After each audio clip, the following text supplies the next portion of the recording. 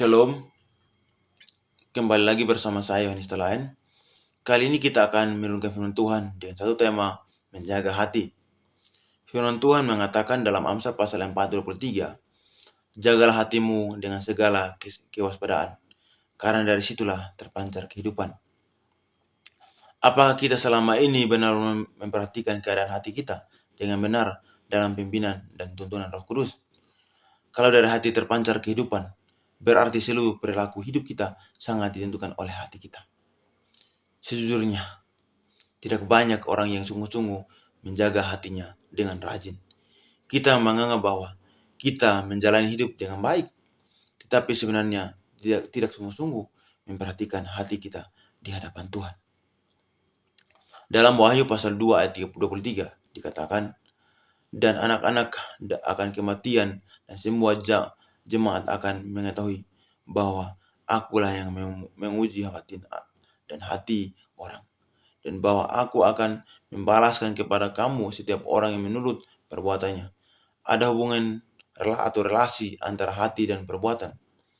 Apa yang kita baca dalam kitab Amsal tepat seperti yang Tuhan Yesus firmankan bahwa Ia menguji batin dan hati orang, tetapi akan memperhadapkan setiap orang perbuatan di hadapannya, yang dikalimatkan membalaskan kepada setiap orang menurut perbuatannya.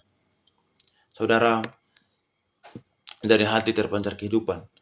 Karenanya, hati harus dijaga. Memang di sini dibutuhkan kejujuran, dan mintalah kepekaan dari Roh Kudus supaya kita bisa mengenali diri kita dengan lebih lengkap, benar, utuh, dan sempurna. Dalam Yeremia pasal 17 ayat 9 dikatakan, betapa liciknya hati, lebih licik daripada segala sesuatu. Hatinya sudah membatu. Siapakah yang dapat mengetahuinya? Ironis, kita sering tidak sadar bahwa kita itu munafik. Seringkali pemikiran kita masih menyimpan hal-hal yang tidak patut dan tidak sungguh-sungguh memperagakan hal ini dengan Tuhan, karena kita merasa lolos dari pengamatan mata Tuhan. Ada kebencian, kemarahan, terselubung senang-senang dunia yang masih menempati hati kita. Karena Tuhan menerangi kita, karena memang kita minta Tuhan meneranginya, maka kita dapat melihat keadaan kita yang sebenarnya.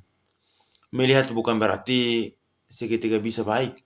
Siap untuk mencabut hal ini perlu perjalanan waktu, perjalanan hidup, dan proses.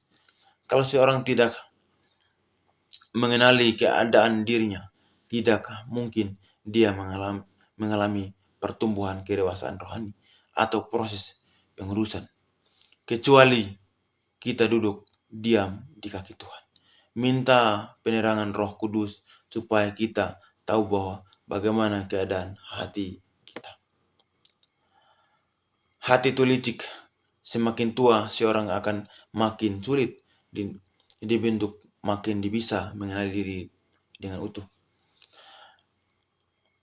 atau sempurna, kecuali betul-betul nekat. Kalau kita serius mau dianggap oleh Tuhan, Ia harus memberikan rangsang atau impuls. Dan ketika muncul keinginan, gairah, perasaan tertentu, kita harus mengoresi apakah ini sesuai dengan pikiran atau perasaan Tuhan. Jika kita tidak harus minta ampun dan menanggungnya, maka Allah turut bekerja dalam segala suatu hal mendatangkan kebaikan. Itu cara Allah mengubah kita, bukan dengan keajaiban atau mujizat, melainkan lewat proses natural yang harus kita alami. Kita harus bersyukur Tuhan mengizinkan kejadian tentu terjadi dalam kehidupan kita. Tidak sedikit kejadian tersebut meyakinkan dan sangat melukai kita, tetapi tidak ada cara lain untuk mengubah kita kecuali melalui kejadian-kejadian tersebut. Tuhan memerlukan sarana untuk mengubah kita.